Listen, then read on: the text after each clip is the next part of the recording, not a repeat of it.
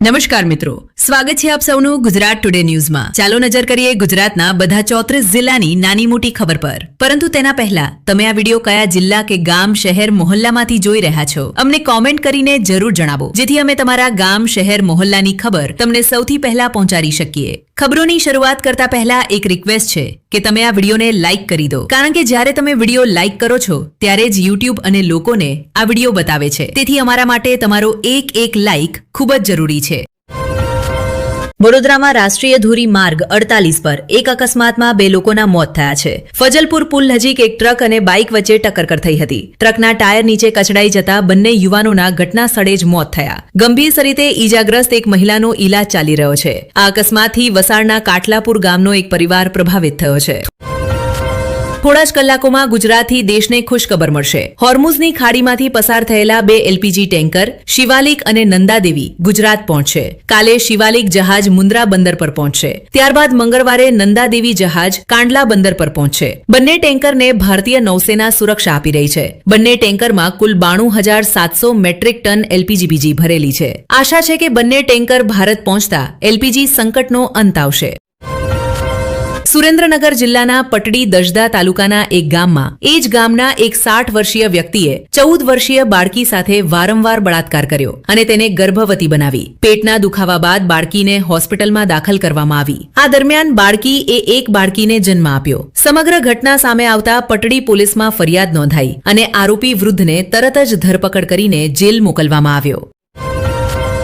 કિંજલ રબારી પછી હવે એક વધુ દીકરીનો વિવાદ સામે આવ્યો છે। વાવ થરાદના ભાભર નિવાસી રૂનીની દીકરીને લઈને વિવાદ ઉભો થયો છે। દીકરીની માતાનો દાવો છે કે રબારી સમાજના એક યુવકે ચૌધરી સમાજની દીકરીનું અપહરણ કર્યું છે। દીકરીના માતા પિતાએ રબારી સમાજ પાસે મદદ માંગી છે। તેમણે દીકરીને પરત લાવવાની માંગ કરી છે। તેમનો દાવો છે કે યુવકે 3 વર્ષ પહેલા દીકરીનું અપહરણ કર્યું હતું। સ્થાનિક લોકોનું કહેવું છે કે દીકરી ગર્ભવતી છે। તેમણે સમાજ અને પ્રશાસનને દીકરીને પરત લાવવાની માંગ કરી છે। રાજકોટમાં એમ્સમાં અભ્યાસ કરતા એક મેડિકલ વિદ્યાર્થીએ આત્મહત્યા કરી છે। રતનકુમાર મેઘવાલ નામના આ વિદ્યાર્થીએ ટ્રેન નીચે કૂદી આત્મહત્યા કરી, જેના કારણે સનસનાટી ફેલાઈ છે। યુવકે કે અગાઉ પણ એક વખત આત્મહત્યાનો પ્રયાસ કર્યો હતો। પોલીસે મૃતદેહને પોસ્ટમોર્ટમ માટે મોકલ્યો છે। ગાયિકા કિંજલ રબારીની ઘર વાપસી અંગે ચાલતો વિવાદ સમાપ્ત થયો છે। કિંજલ રબારીના પ્રેમ લગ્નને લઈને સતત વિરોધ થઈ રહ્યો હતો। કિંજલે અંજના પટેલ સમાજના એક યુવક સાથે પ્રેમ લગ્ન કર્યા હતા, જેના કારણે ભારે હોબાળો થયો હતો। સમાજના નેતાઓ અને પરિવારજનોની મધ્યસ્થતાથી કિંજલ રબારી ઘરે પરત આવી છે। કિંજલ રબારી દાદનપુરના સિનાર ગામ પહોંચી છે। સીબીઆઈએ અમદાવાદ સ્થિત જસભાઈ જ્વેલર્સ પ્રાઇવેટ લિમિટેડ સામે કાર્યવાહી કરી છે। જસભાઈ જ્વેલર્સના મેનેજિંગ ડિરેક્ટર સહિત 7 લોકો સામે બેંક ઠગાઈનો કેસ નોંધાયો છે। મુંબઈ સીબીઆઈએ 145 કરોડ રૂપિયાના કૌભાંડનો કેસ નોંધાવી તપાસ શરૂ કરી છે। એસબીઆઈ, બીઓઆઈ અને આઈઓબી બેંકોને છેતરપિંડી કરવામાં આવી હતી। ફોરેન્સિક ઓડિટમાં આરોપીઓની ગેરકાયદેસર પ્રવૃત્તિઓમાં સંડોવણીનો ખુલાસો થયો છે। બોટાદ રણપુરમાં સવારથી જ એલપીજી લેવા માટે લાંબી કતારો લાગી છે। લોકો ભયના કારણે ગેસ લેવા ઉમટી પડ્યા છે। જેમણે નોંધણી કરાવી છે તેમને સમયસર ગેસ સિલિન્ડર મળશે। ભીડને નિયંત્રિત કરવા માટે કર્મચારીઓની મદદ લેવામાં આવી રહી છે। ગેસ એજન્સીએ લોકોને અફરાતફરી ન ફેલાવવાની અપીલ કરી છે।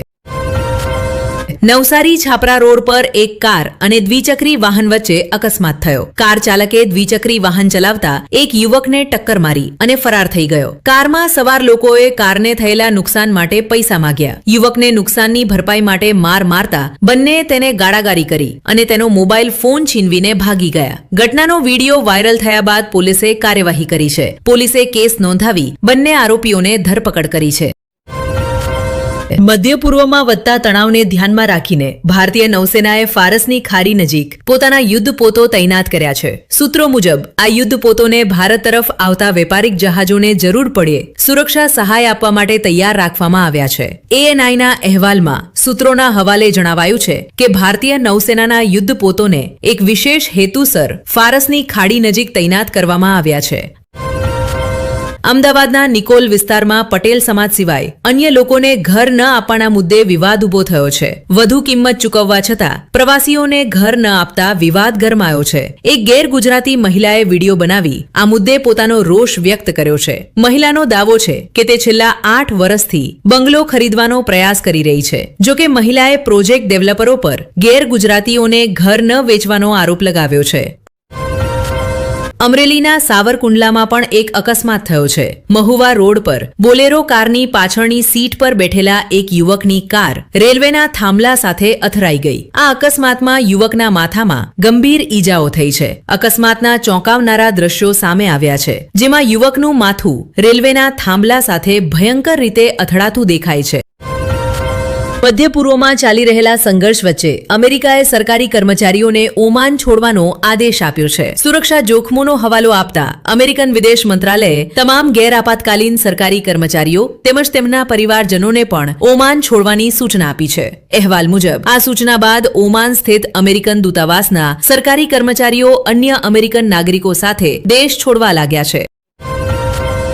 જૂનાગઢમાં ગિરનાર પર્વત પર આવેલા શક્તિપીઠ અંબાજી મંદિરના ભંડારા દરમિયાન દારૂ પાર્ટી અને માંસાહારી પાર્ટીનો કથિત વિડીયો વાયરલ થતા એસડીએમ ચરણસિંહ ગોહિલ ગિરનાર પહોંચ્યા. મંદિરના 26 કર્મચારીઓને બોલાવી તેમના નિવેદનો લેવામાં આવ્યા. એસડીએમ અને તેમની ટીમે પૂજારી સહિત તમામ લોકો સાથે વાતચીત કરી. ટીમે તે સ્થળની પણ મુલાકાત લીધી જ્યાં પાર્ટી થઈ હતી. અંબાજી સ્થિત શક્તિપીઠમાં ઊંડાણપૂર્વક તપાસ ચાલી રહી છે. સુરત ઉમરપાડામાં નાબાલિગ બાળકી સાથે થયેલા સામૂહિક બળાત્કારે સનસનાટી મચાવી છે.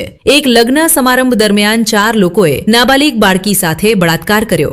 આરોપીઓ બાળકીને અજ્ઞાત સ્થળે લઈ ગયા અને તેની સાથે બળાત્કાર કર્યો. જાણવા મળ્યું છે કે આરોપીઓમાંનો એક નાબાલિગ હતો, બાલિગ હતો.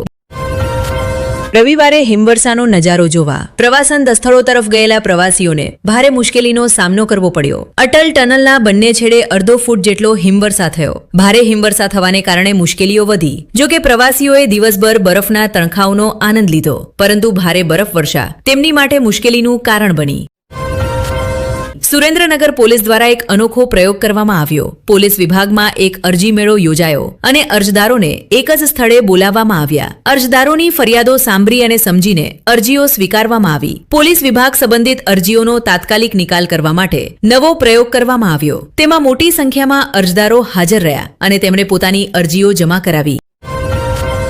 ઈરાનમાં અમેરિકન ઇઝરાયેલી હવાઈ હુમલાઓ બાદ તેલના માળખામાંથી નીકળેલો ઝેરી ધુમાડો કાળી વરસાદ રૂપે તહેરાન પર વરસ્યો. આ વરસાદથી લોકોને આંખોમાં બળતરા, શ્વાસ લેવામાં તકલીફ અને ચામડી સંબંધિત ફરિયાદો થઈ છે.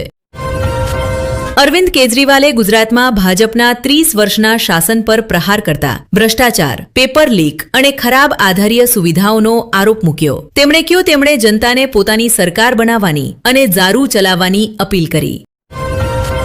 લોકસભા અધ્યક્ષ ઓમ બિરલા સામે લાવવામાં આવેલ અવિશ્વાસ પ્રસ્તાવ ખારીજ થયા બાદ પ્રધાનમંત્રી નરેન્દ્ર મોદીએ તેમને પત્ર લખીને તેમના વર્તન અને કાર્યની પ્રશંસા કરી. પીએમ મોદીએ વિપક્ષ પર વ્યક્તિગત સ્વાર્થ અને અહંકાર માટે પ્રસ્તાવ લાવવાનો આરોપ મૂક્યો.